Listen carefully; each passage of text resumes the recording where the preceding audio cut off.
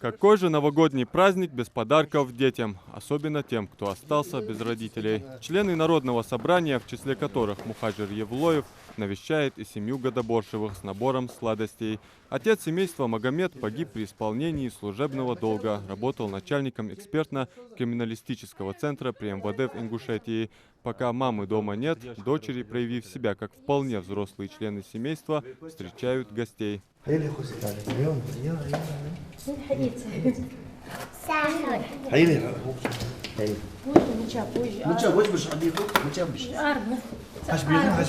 Елизавета Гетагазова воспитывает одна 5 детей, ведь муж Акрамат Добриев, исполняя обязанности полицейского водителя отдельного батальона ППС, погиб 4 года назад. Создать для малышей новогоднюю атмосферу гостям удалось и здесь. У самого порога они, самые маленькие и веселые, берут подарки, но набор раскрывать не спешат. Говорят, откроют потом, вместе с мамой. Самому юному, как выяснилось, немногословному и на вид важному члену семейства всего 5 лет. Посмотрите на подарки. Скажи, нравится? Да.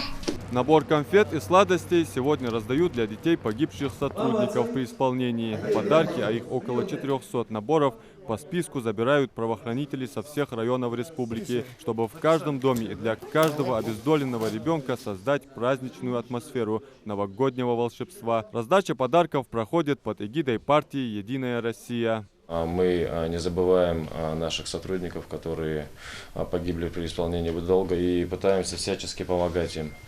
Также у нас работает волонтерский центр, который оказывает помощь детям врачей, которые находятся на передовой по борьбе с эпидемией.